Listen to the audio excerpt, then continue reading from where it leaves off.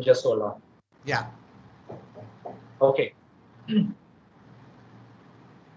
All right. So today's specific sort of concern is what we call commodity and commodification in and of architecture. Yeah, and this is of particular interest because in many ways we realize that it actually pervades many of the kind of ideas that we have been talking about earlier. And what we've done is we've tried to sort of bring out some of those nuances as well as a part of this presentation, while really sort of asking the question of what happens to architecture and space in this mode of sort of commodity commodification. Yeah, next slide.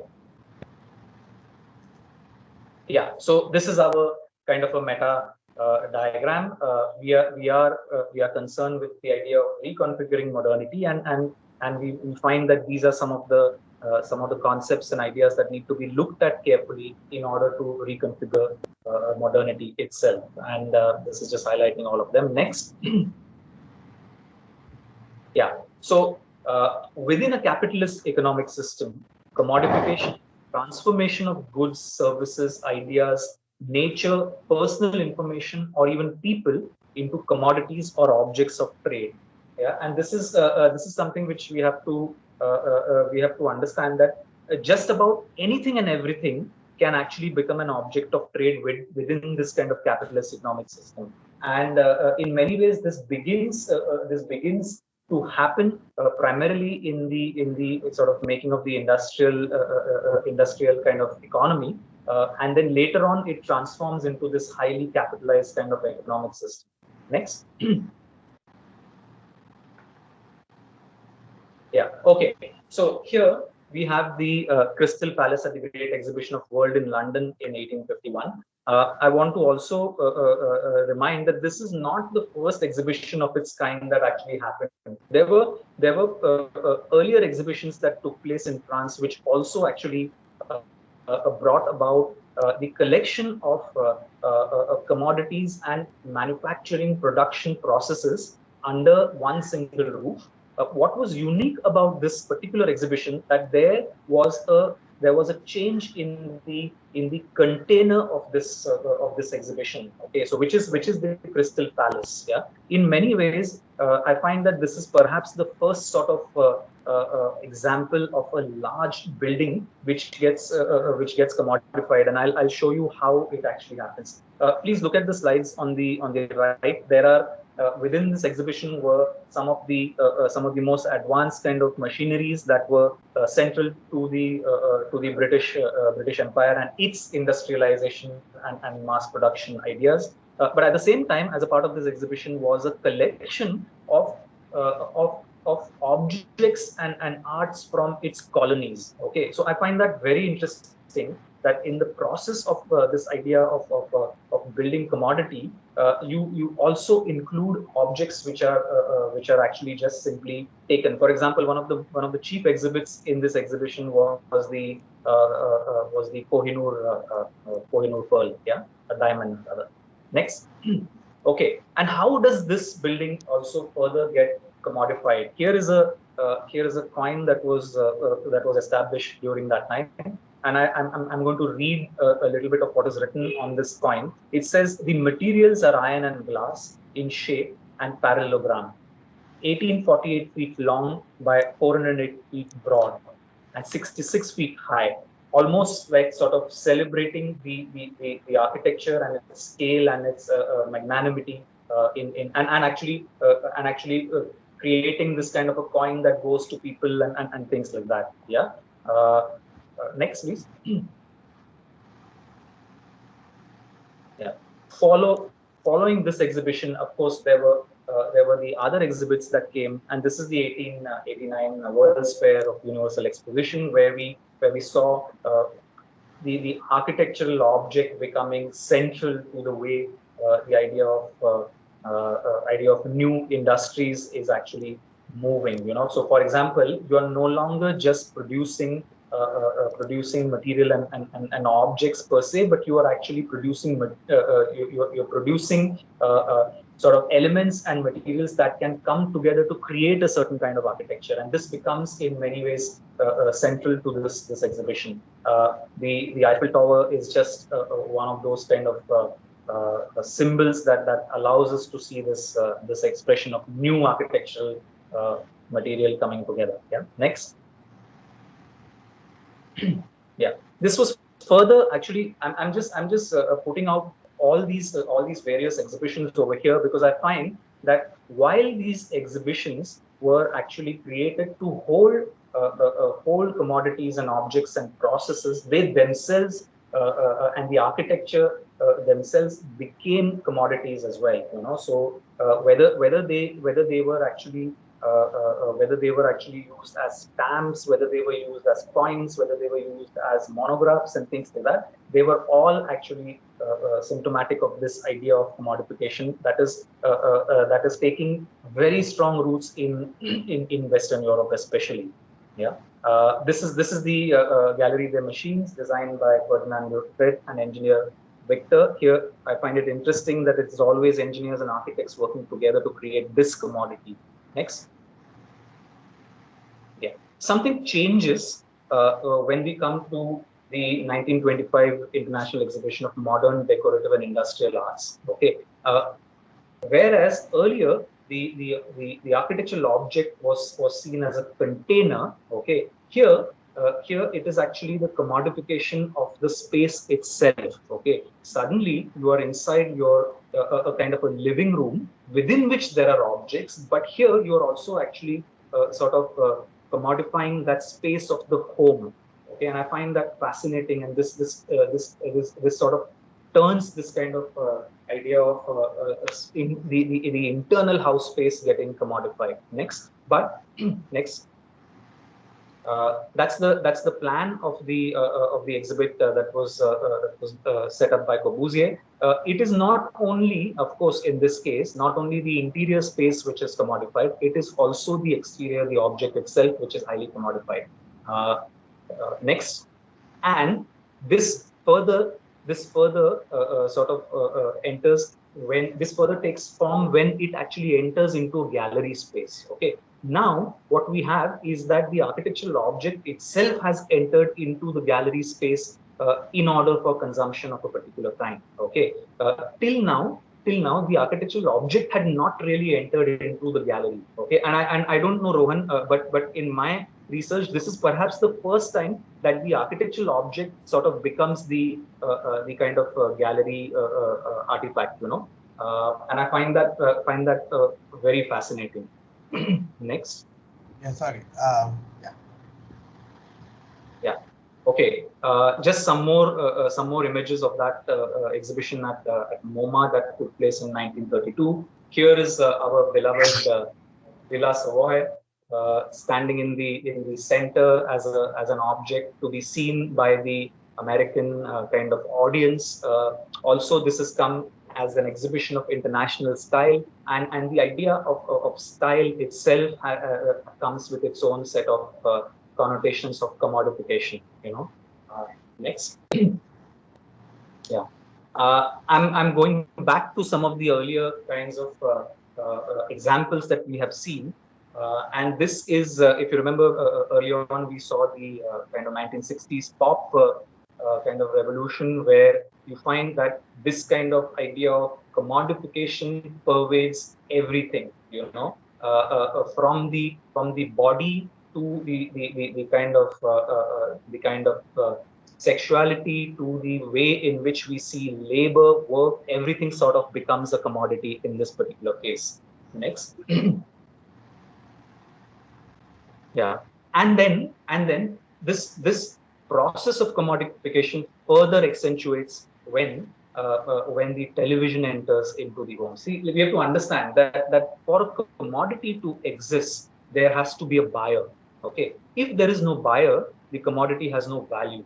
Yeah, and the television and mass media play a very important role in creating ideas or ideas and buyers, actually. You know, like without the television, it would have been difficult to get the commodities to be bought by so many people. And this is of course an example from the television boom in America. We have had a similar kind of a boom post 1990s in India as well, and we have some of the examples later on. Next. So while the consumer, okay, the buyer is now safely settled within his or her home with their own families, with all the objects that actually get consumed on a regular basis. There is another mode of consumption that needs that gets pervaded, and that is actually the consumption of the or the idea of being able to reach to the corners of the earth, and the automobile, particularly in America, plays a fundamental role. It was not possible to have these homes without the automobile itself. Okay, you could not actually move people without the automobile. Next. Yeah, and if you remember the image of the Levittown, where sort of mass-produced homes get stamped across huge landscapes across the Americas, largely spread spread at vast distances, allowing for the automobile to actually navigate. And here is in many ways the completion of the architectural sort of what do you say, ambition to actually get commodified. Okay. Next. although okay, sorry, I'm just going to read this. This is from John Berger's Ways of Seeing, where he says that the spectator buyer is meant to envy herself as she will become if she buys the product. She is meant to imagine herself transformed by the products into an object of envy for others, an envy which will then justify her loving herself. Okay, this is John Berger in his Ways of Seeing. I've put here some of the earlier kind of ways in which architecture was also commodified, and here are a series of actually catalogs of sort of houses that you could pre-order, and this is particularly in America, where you could get complete plans with complete furnishings pre-ordered and built to wherever you were located on site. These were always, next slide please. These were always in the range of around about say 3,000 to 4,000 sort of dollars. But look what you have. Okay, for $3,000 you get a 10-room residence, which is built and complete with finishes. Okay, so there were always the ideas of commodification in the way the American kind of landscape has been built. Next. Yeah. I find that next one. Yeah, I find that there is that advertising and mass media play a fundamental role in this commodification of architecture.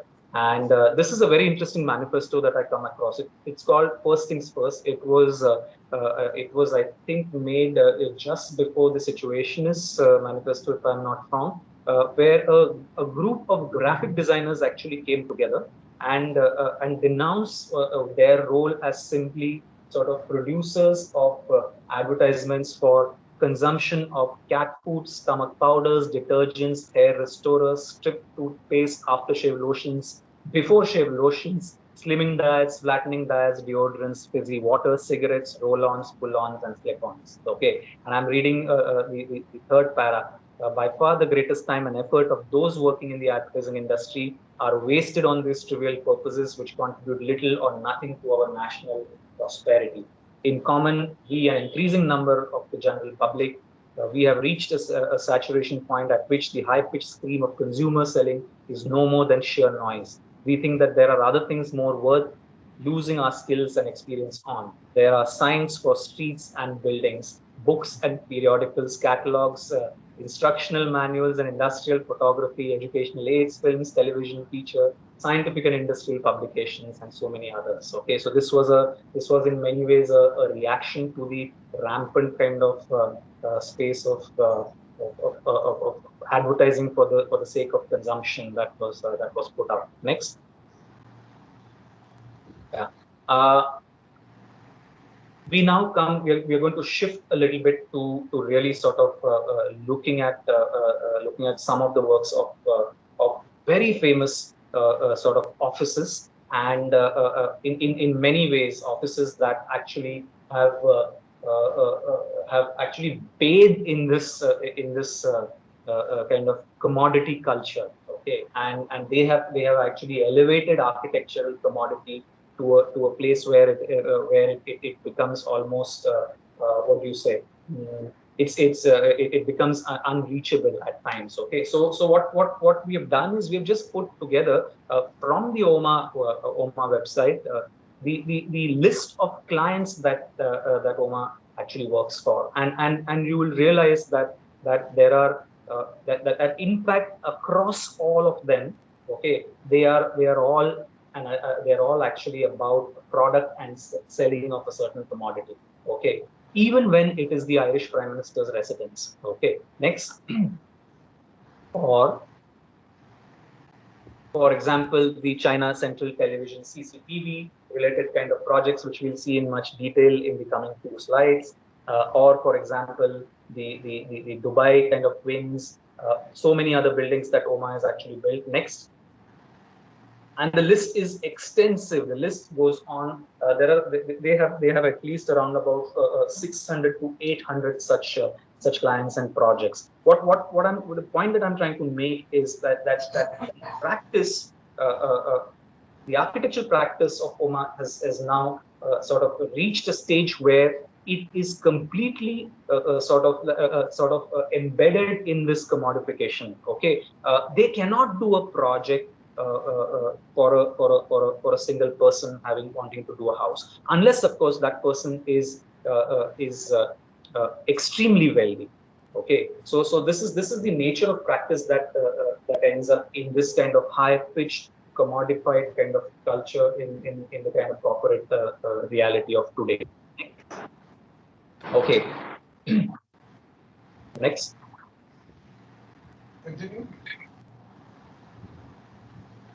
Yeah, and this is a small excerpt that we found by Michael Sorkin, where he actually takes on and friends, who was actually the director at the Guggenheim Museum, when they put out an exhibition in the late or mid 90s, actually, which was an exhibition of motorcycles, etc., and many other things. Where he says the match of Rem and Friends, the two tall men with flat apex, is a great one.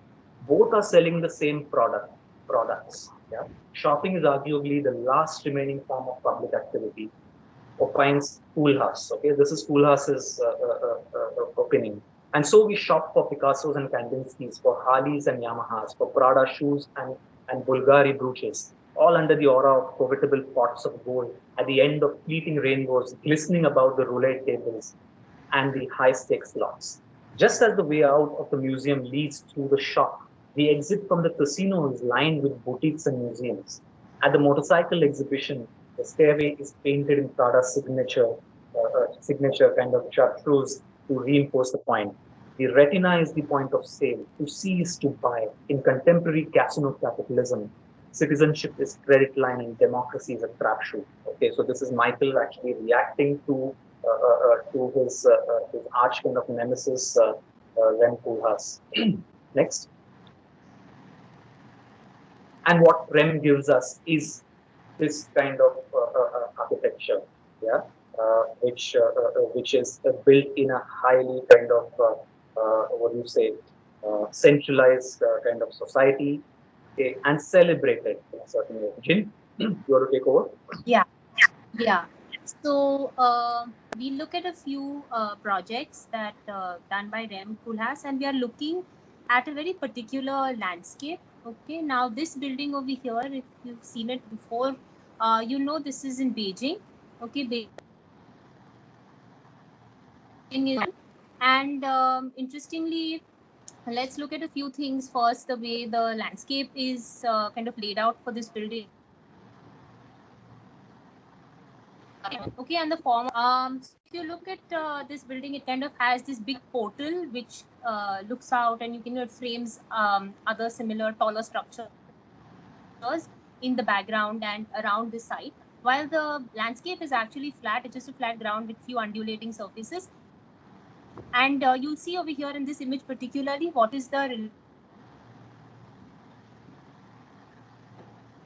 walk on these streets, especially, you will notice that this building like is just a kind of so large, and it's meant to overpower you as you kind of walk along. And for a very kind of area, this is something that dominates the entire landscape. Yeah, next slide, Rohan. Okay, so if you look at this building, this gives you a kind of all the different functions that are there, because even though it's kind of a very weird form where you have this like kind of a large hollowed out space, you will notice that each of these buildings, if you'll see in the next slide, within this entire building, there are different components. So there is the administration, the business canteens, okay, and they're all separated out very specifically to also control movement within this building. How many floors people are allowed to who are working there are allowed to access, how many what is the kind of movement system for VIPs, okay, and each of these functions are very clearly separated out in this building. Another challenge for this building is its services, and if you see in this next slide, which is the section, you'll see that Sorry, did I move? explain that. Did you change the slide, Rohan? The section. Okay. Okay. So if you when you take a look at the section, you see that within this kind of building, there is of course an emphasis on the vertical movement, because it's a very tall structure with many floors and different kind of offices, some admin, some for business, etc. The vertical kind of runs through till up to a certain height, and then you kind of shift in. So then in this way, some part of the building is actually left for a function that is not accessible to everyone. The ground, what kind of connects, or rather kind of goes as this bar below, is what connects to the landscape and is mainly parking and these kind of movement areas. Go next, please. Next. Next after this also? Yeah. So here you will see in this section, this is what I was saying about how the vertical movement is also staggered to create these spaces. And Rohan, can you go to the next slide? Yeah, so this is the plan at the ground floor level, where you'll see how they're mainly lobbies and kind of landscape. Footprint of this building is not much. It's in this kind of vertical tower that all of the functions happen, while the ground is like this large garden, which is not accessible, because you cannot come to the space unless you have a car. While if we go to the next slide, you'll see on the upper level, you'll see what I'm saying about the footprint, because it's only on the floor on the higher ones. You'll see how the two towers, there are the two towers, and then how this kind of, yes, you've moved, but I can't see anything on the slide. Can you all see something on the slide? Yeah, we are seeing the circulation sort of cooling and heating kind of service diagrams. Yeah, I can see that now. I can see, yeah. So here you'll see that how the services also, because it's a fairly large building, and because it is a CCTV building, in addition to air conditioning and cooling and heating, you also need kind of services for communications, electric supply, because this is what this building has in addition to the other ones. And these are, of course, kind of integrated very well. If you see in the next slide, how this kind of entire system of the facade is built up with space for the services to run through, as well as how the kind of cladding material finally kind. So it's a layered system where you have the floors and then a series Rohan, next slide. curtains, one could say, which yeah, in this one where you can actually see how all these different systems come together, where some of them are services, some of them are structure, and then the flow plate itself. Okay, Rohan, can you go to the next slide? Another landscape that we'll be looking at, so these spaces like China, okay, and we're kind of seeing this practice of REM over there. It has like it in specific cities, it kind of wants to attract a certain kind of investment, and it also kind of wants to similarly make a certain kind of projection of who this kind of, or rather what this country is. Another space like this is Dubai, okay, which is one of the most kind of progressive cities of the Middle East or of the UAE. And this project called Concrete at the Al Serkal Avenue, okay, is largely a concentration of what one would say as a kind of and this one over here is like is a large gallery, and so even when they want to create this identity, or they want to kind of it's not that it is across the entire city, or it is not across the entire country. There are very specific locations that are picked where it is imagined that certain kind of visitors will come to this place, mainly kind of the tourist, the global investor, who will actually come to this place and kind of have a different imagination,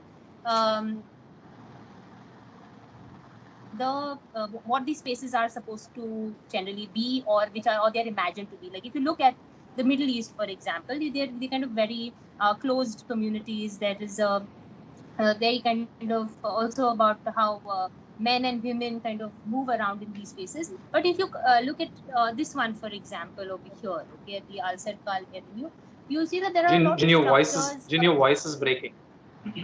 Hi, can you hear me now? Yeah, Jin, Hello? it's a little Girish, can you hear? ऊपर नीचे. Acha. Yeah. Acha, acha. Okay. Okay. So this one, this is a project. This is an gallery. Okay, very simple. If we look at the next slide, you'll just see that it is a box. Okay. Yeah. So you'll just see it's a box. Very simply, it has 4 surfaces with a kind of an undulating roof. No, this one only. This one. This is the one. This is the one. Yeah. Oh, okay, and you'll see that there is a system, okay, where the red wall, what is shown in the center, okay, and these it has a system where the space can be modified internally, as in how you would require to display these exhibits. So that if it's an art exhibition, or if there are some products that need to be displayed, okay, these surfaces are able to move. So in this kind of plan, and in this drawing, and what we saw in the previous,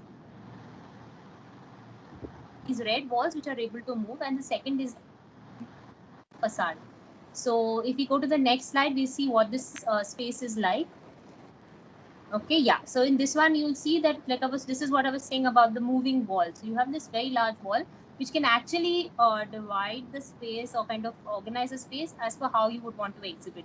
There is this large facade, what you see over here is this glazed one, which opens up to this main courtyard, okay, that it also shares with the surrounding buildings in the same along that same avenue. And this glazed structure, the kind of this glazed facade can also be opened up, can be closed, depending on what kind of functions are happening, or kind of are taking place in this structure.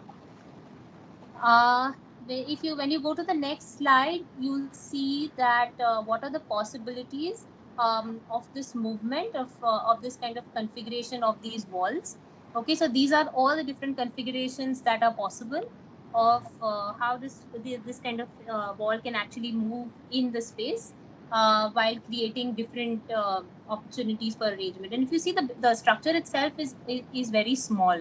So it's the services here which is at the back which is kept constant, and this large kind of hall is kind of opened out with this movable partition space. Okay, the next slide has to show you what the space is like. So this is the slide before this, I think. Yeah. Okay, in the slide before this, you'll see that what the space is like. Also, that I was talking about a little earlier about how the space kind of opens out. So it is meant to. When the architect describes the project, he says that it is meant to be as a conversation. They're not meant to be spaces which are closed up, and it also is supposed to be the idea of what Dubai as a city can be, and especially this Al Serkal Avenue can be. Okay. The next slide just shows you how this kind of surface opens up, so it can kind of completely close up and if required, or it can also open up part of its parts of its facade if it wants to have any outdoor activities. Considering Dubai has a very hot climate, most kind of outdoor activities are not possible during the day. But of course, yeah, in the evenings and in the nights, it is possible to have some of these things. The next slide shows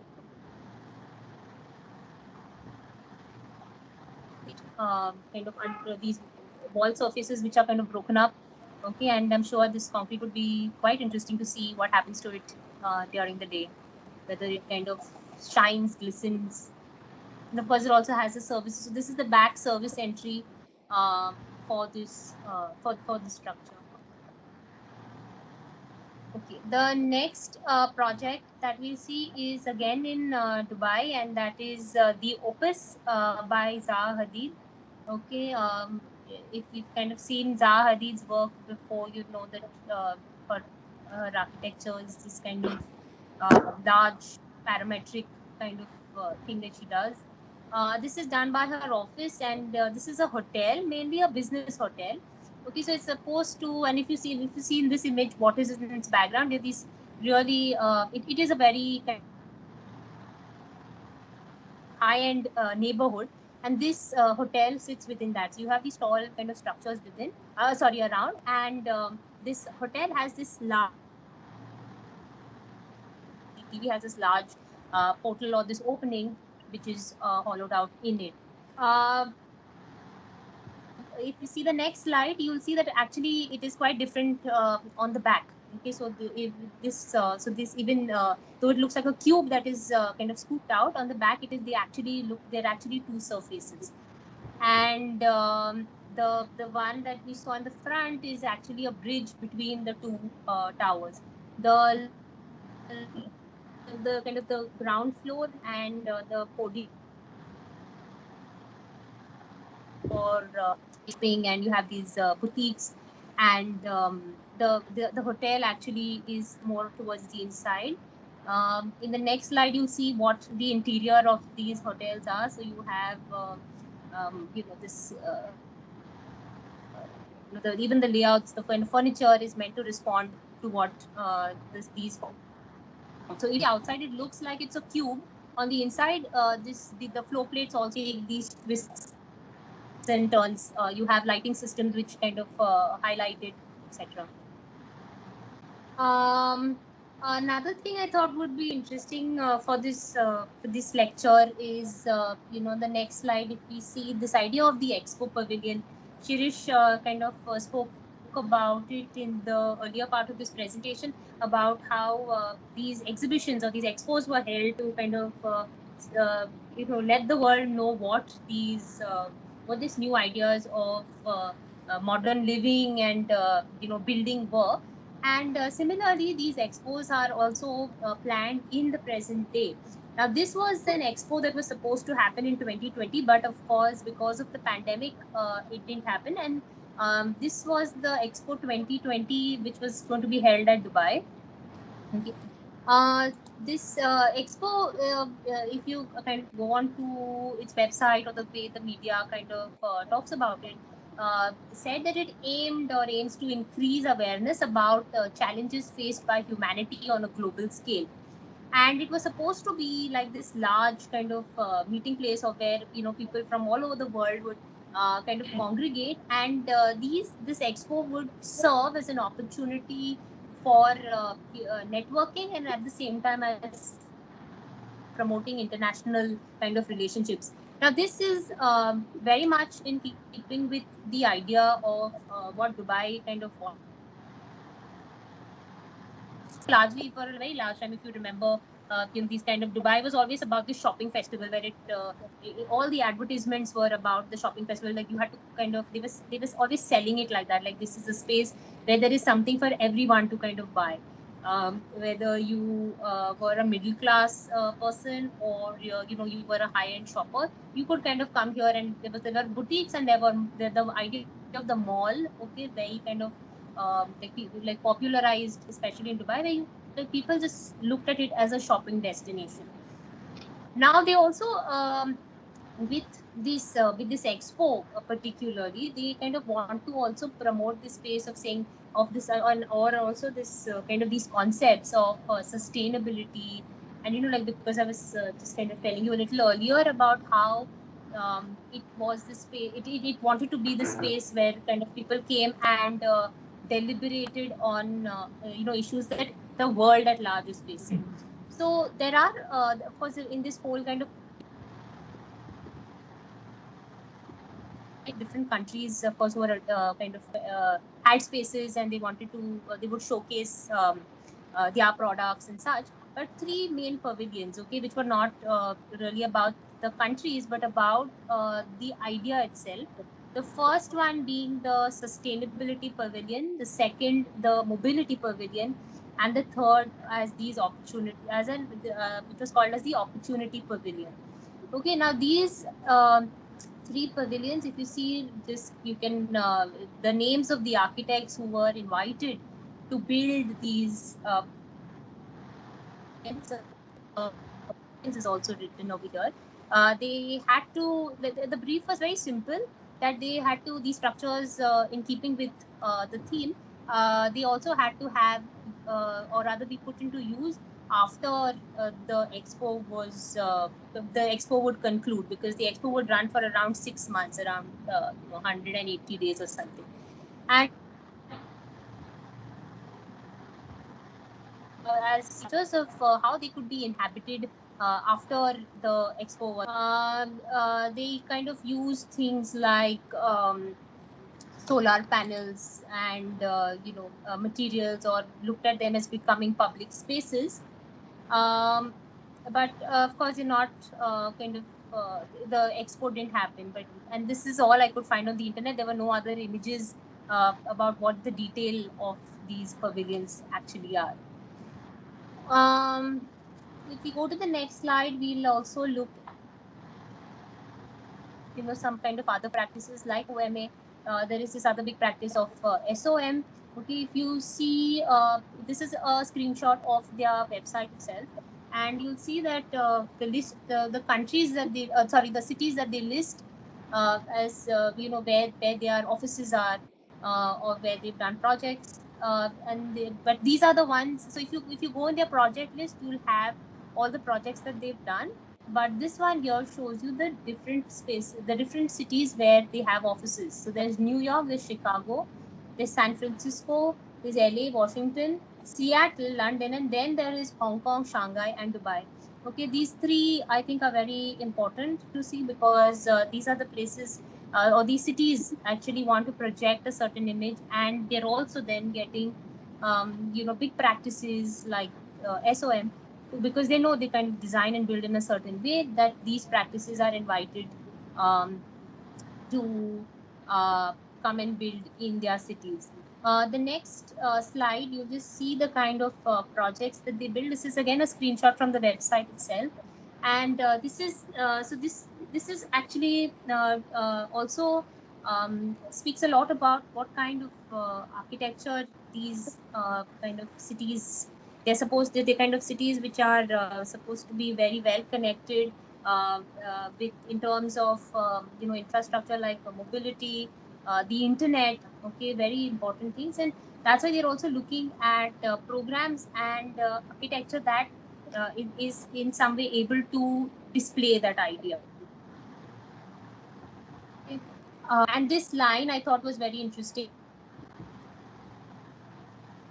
In the Gulf region for nearly 60 years, we have played a key role in shaping its rapidly growing cities and world-renowned landmarks. And that we've known that in terms of their hotels, at least like the Burj, for example, in Dubai, or these large, like Egypt trying to see the way it's put out also in the press, saying Egypt's cancer center reinvents the large medical campus. So in addition to, so these are cities, they want to kind of project a certain image. They want to attract a certain kind of capital, and one way to do it is definitely through architecture and architectural practices. Okay. Back closer home in the next slide, we're talking about the smart city mission. I mean, it's been there for a long time now, and this whole idea of looking at especially the tier 2 city,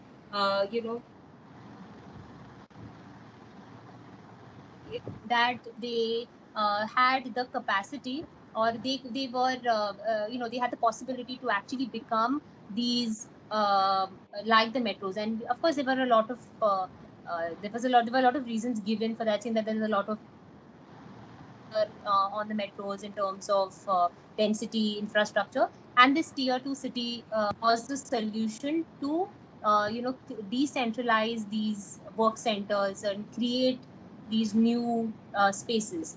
And the smart city mission, okay, if you see the smart city mission, can we go to the next slide?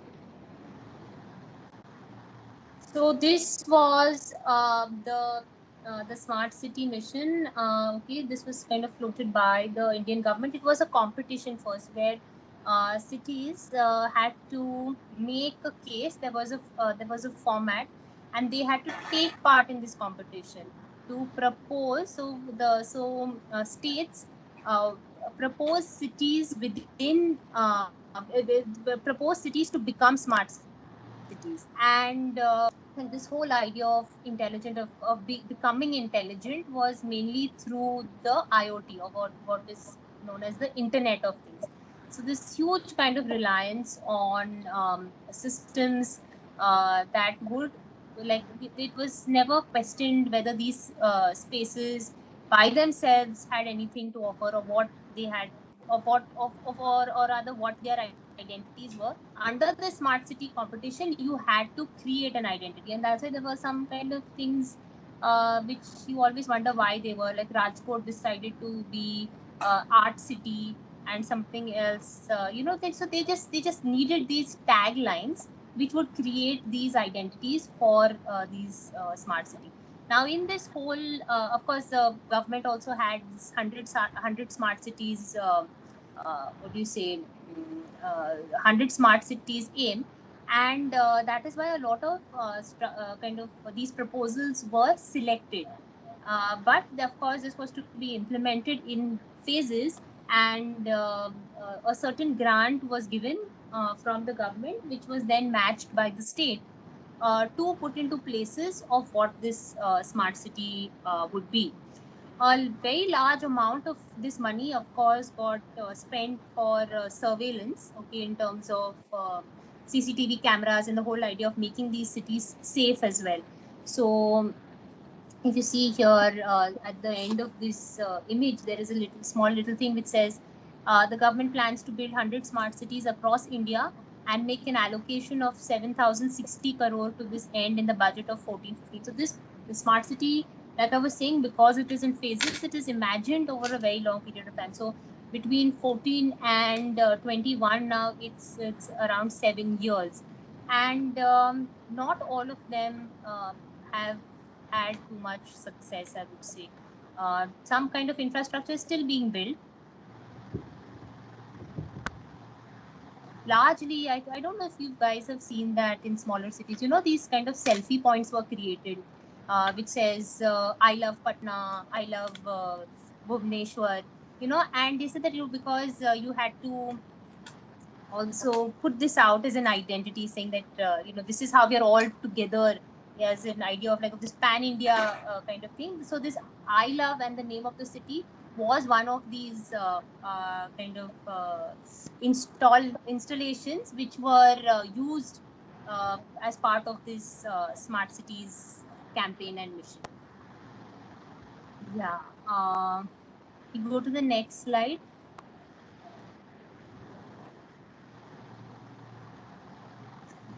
Shirish? Rohan, yeah, Rohan, can you skip that slide and go to the next one? For some reason, my slides are loading much later. Yeah. Oh, okay. Yeah. Okay. Fine. So, so I'm going to sort of bring back the conversation about this idea of commodity and what it has done to in many ways to our cities and to architecture itself.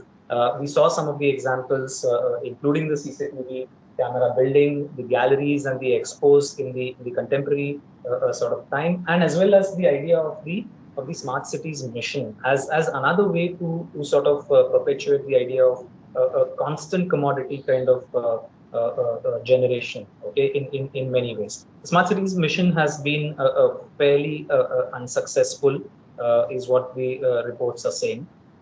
Realistic reports actually are saying that.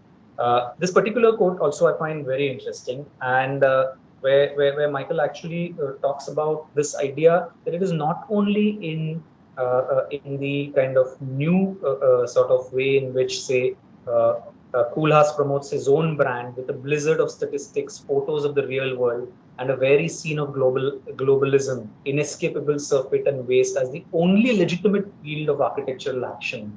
Okay, he says that the new urbanists, with their own megalomaniac kind of formulas of uniformity, create slightly different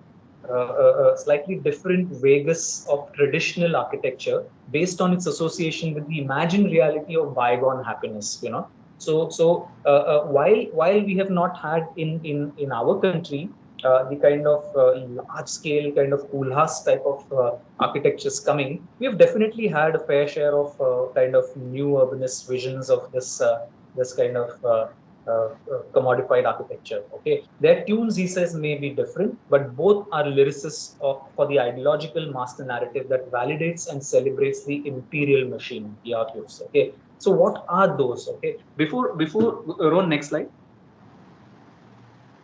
Yeah. So before I show some of those examples, this is one of Rem Koolhaas and Bruce Mau's most sort of celebrated collection. Very often we refer to SML-XL. Yeah. In many ways, it is actually his brand with blizzard of statistics, photos of the real world. Okay, and very sort of sense of globalism. Okay. Next. Yeah. Where sorry, Rohan, the slide with the underwears.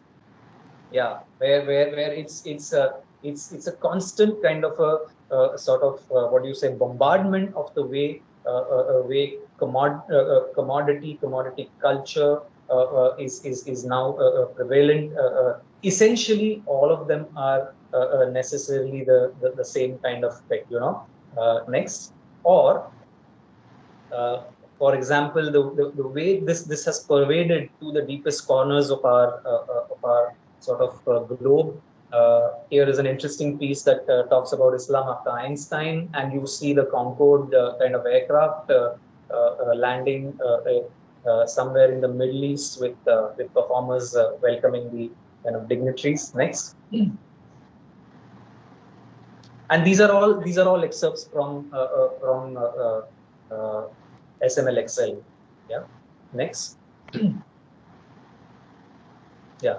And much recently, this has consolidated in another exhibition put by Rem Koolhaas at the at the Guggenheim. This was, I think, in 2019. It was called The Countryside, the Future, where Rem has now actively sort of projected his gaze on the countryside, which will become the next kind of space for consumption. The cities, he says, are now done. Okay, we have to now sort of reap the sort of countryside for its sort of availability of what do you say, commodities. Yeah, very sort of gripping the idea, but fundamentally again continuing his idea that consumption will pervade most in case of architecture in the future. Next. The other rendering is of the idea of new urbanist kind of way in which we are imagining how the future can be. Yeah, yeah, it has changed. Okay. Ron, go to the previous slide. It's very slow for me. Yeah. Yeah. Okay, it has changed for me. Okay. Let me know when it changes. Okay, so this kind of sort of new urbanist kind of vision.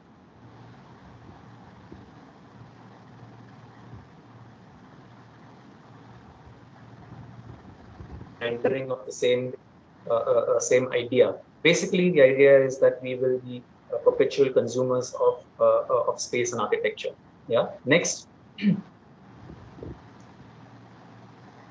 Yeah. Close to home, of course. We have our own brand of architecture and kind of way in which we consume things. This is the famous Hiranandani kind of development in Powai, branded with its own set of sort of Greek or Doric kind of colonnade and things like that. Perfect for the Indian consumer. Next. And this, of course, is the other one. This is also Hiranandani. I think this is Hiranandani in Thane. Not very different, but this creates a sense of the buildings located with lovely greens that can then be used as gardens and open spaces for us. Yeah. Next.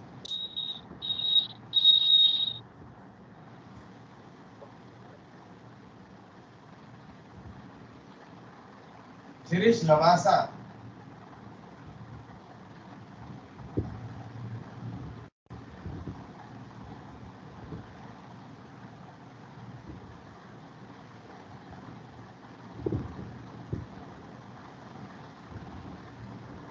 Shirish.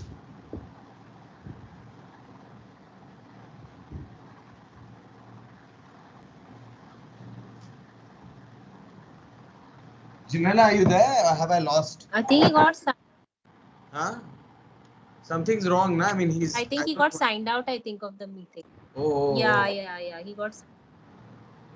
I can't see him in the. So what should I do? Should I wait on the slide? I don't know. Yeah. Just wait for 1 Okay. second. Maybe he might just join back. Otherwise, we'll. Yeah. Sorry, my call just dropped. Yeah. I'm here. Yeah, here he is. Okay. All right. So this is, of course, we all know this is Lavasa. Lavasa was actually conceived as a company that sold bonds for people to invest. Yeah, and it is through that investment that the capital was generated. This particular development actually. Next slide. Yeah, while the kind of glitzy lights and the kind of glory of Lavasa was sold as a beautiful image into which I have some family members who have also bought their sort of apartments. Of course, they don't live there anymore because they virtually can't live there. Nobody can live there anymore. It's a colossal kind of disaster, and I'm going to show you some ways where it has actually become like that. Next. Very recently, this is in 2020, the Lavasa Hill City hit dirt. Lenders were going to liquidate the entire sort of company, and they were in fact waiting for investors to come and pick it up. It has not yet happened, and this is the kind of aftermath of this kind of capital consumptive architecture. Next. So what you have here is theme parkish kind of sort of spaces which are left derelict, half constructed buildings that don't sort of see that don't see any future. And but there are some people who have actually bought into this and have actually started living over there, and of course the city does not have any capital to run basic services anymore, and things like that. Next. Yeah. Another kind of a slide of what happens behind that front image that we see these beautiful kind of buildings. It is the back layer of Lavasa, which is actually completely derelict and lying empty. Nobody wants to actually take it. Nobody wants to go and live over there. The image has actually sort of, what do you say, altered in many ways. Next. But we still continue to create this kind of what do you say, tantalizing images of what can be the kind of ideal world for us to live in. Okay, and this is of course a Lodha kind of an ad which says, just a gate that separates thriving suburb from your garden paradise. Next one. Where the commodification of architecture and its objects are now complete in sorry, Ron, go back. Yeah, it's very slow, the movement. It's changed for you, hasn't changed for me. Okay. Okay. So it's complete, and we see all possible kind of ways of actually luring the buyer into. I mean, look at this ad. It says "Apna Ghar, Apna Desh." Okay, views will last forever. Launch price is only for 3 days. Okay, and we have golf buggies, and we'll have homes where, of course, we have to understand that this is all only for those who can really afford these kind of spaces. And generally, these are all investments and not really created for people to live in. Okay, so that's the irony of this kind of development. Next. And this is, of course, we had seen this once before in an earlier presentation. This is Bijoy Jain's kind of boutique resort in the sort of Himalayas in Himachal, which is also another way in which we sort of create architectures of architecture for consumption. Yeah. Next. Yeah. I'm going to show the last two slides over here. This is the famous kind of a book by Philip Johnson, where he begins by saying, "Yes, I am a whore." Okay, and I understand that is what my space has been in this kind of capitalist economy. Okay. On the other hand, there is I find a degree of sort of what do you say? Childishness when Rem Koolhaas in this particular kind of artifact is asked. Of course, he says the very idea of an architect as a megastar is intrinsically absurd, where he has this image at the back. Yeah. But what that has done is essentially go to the next slide. Yeah. And this is a fascinating artifact by an artist. And Rohan, I was reminded of this because we were doing all those. I've never seen this. Those, yeah. So this is a 1-to-1 scale kind of a model of the Villa Savoy, which is drowning in the fjord in Denmark. Okay, and it's named Flooded Modernity. It's basically half-submerged sculpture that comments on the sinking of modernity, especially criticizing the disclosure of the Cambridge Analytica scandal, and the manipulation of democratic elections through social media. Okay, I think with this kind of a way in which we are operating today in a social kind of media, where thoughts and ideas get manipulated. Quite frankly speaking, modernity is truly sinking in many ways. We might choose to sort of hang on to some of our sort of temples. Okay, next one. Yeah. But of course, in India, where the architectural object is commodified, okay, nothing stops from the commodity being destroyed. Okay, let's understand. Uh, Objects have histories, commodities don't. Yeah, and this I found was a great example of what has happened to architecture. Yeah. Okay, that's the last slide. Yeah. Cool. I'll stop sharing, na? Yes. 1 second. And I'll turn the camera on. Yeah, okay, stop sharing. Done. Yeah. Yeah. It's I think, I remember we were having this conversation with the second year around the idea of the signature style. Yeah. Does an architect require a signature style? And I think across this entire conversation, that kept coming back to me. That at what point does actually, in other words, I really was wondering, can architecture ever be not a commodity in the way that it is practiced today?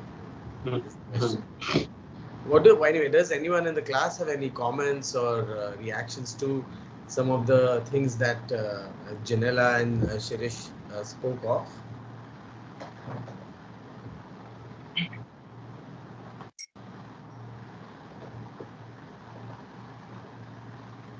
I think we can pick people. Yeah. We can pick. Or did someone say something?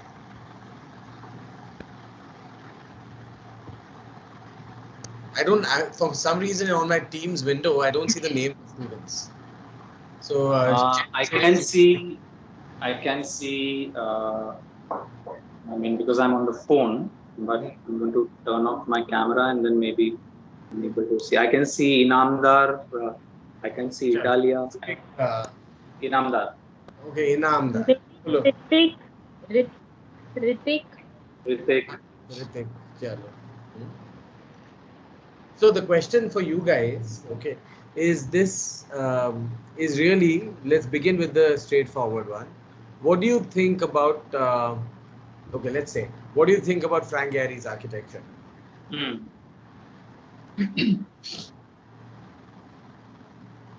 Yeah. Frank Gehry. Does anybody know who Frank Gehry is? Yeah. Who you know? Okay. What do you think of his? What is like in today's lecture? We spoke of the idea of the commodity. Okay, when I say Frank Gehry, okay, do you think of his architecture or do you think of his? I mean, do you really think of his buildings in particular, or do you just think of him as a commodity? I can't really say, but I think his buildings are more of they are maybe rebellious. Like they don't follow any, they don't seem to follow any particular order, and at the same time they are quite evolutionary, like the materials he uses, and yeah, because of the way he treats his building, they tend to become or get recognized as commodities of his era. But I love the way that response actually touched upon a really important point, right? They appear revolutionary. That's what you actually said. They appear revolutionary. Question for somebody else in this room, maybe, or maybe Ishan himself. Why does architecture need to appear revolutionary?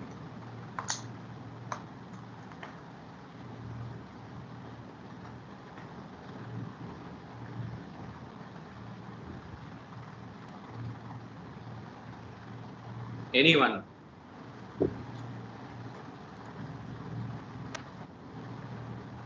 Okay, let's say I'm going to pick Athira.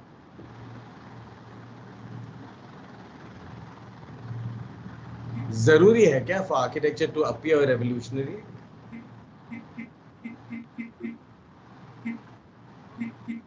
Athira?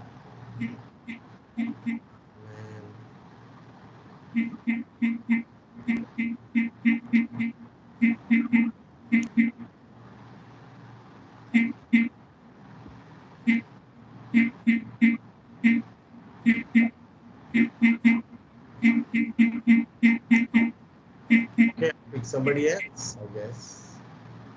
Vallabhi? Okay, I think this is going nowhere. Yeah, sorry. Vallabhi, tell me. Yeah, I don't think so. I mean, certain architects maybe think in a particular way, like Stan Gehry thinks in a particular way, but it doesn't necessarily need to be revolutionary. It can. What is this sound that's coming? Cha cha cha cha. कुछ आवाज आ रहा है ना? मुझे तो आ रहा है. Can anyone hear what that sound is? I can't. Shreyansh, is that you? Okay. Yeah. All right. Yeah. What were you saying, Vallabhi? I was saying that it doesn't need to be revolutionary per se. Like it maybe like it needs to portray the ideas that it's maybe signify the changes in the time, or maybe like it needs to basically portray the idea that the architects want to put forward, but not necessarily revolutionize the entire thing. No. Like revolutionary. Why does it Sorry? need to? Let's come back to your sentence, right? You said it needs to portray the ideas that the architect is interested in. That's what you said, na? Okay. Why does it need to do that? What is so important about the ideas of the architect? Shouldn't it be better for it to just be a great building? Oh, a beautiful building, works well, is generous, makes people happy. Why does it need to portray what an architect is thinking? You understanding the difference, the question? Yeah, I think so. I mean, like I understand that like a building can be great because it's fully functional, but I think that the larger idea be like some thought goes behind the idea of space making, and if an architect is thinking about certain ideas and maybe think that can make that architecture better, then if that doesn't come across in the building, then what is the point? I mean, the point is that it's a great building. You're understanding what I'm saying? Is that this is a question for everyone. Is it necessary? Like, when we say Gehry, you immediately get certain images in your mind. When I say Zaha Hadid, you get certain images in your mind. When I say, let's say, what's his name? That guy, Bjarkingels, the new one. You all get certain images in your mind, right? These images follow a certain kind of, let's say, one style होता है ना उनका. ये Gehry style होता है और ये Zaha style होता है, right? वो दिमाग में आ जाता है. Does that, and I've seen that happen also, so I'm only raising that as a point. Okay. Does sometimes the need to portray one's stylistic, let's say, attachment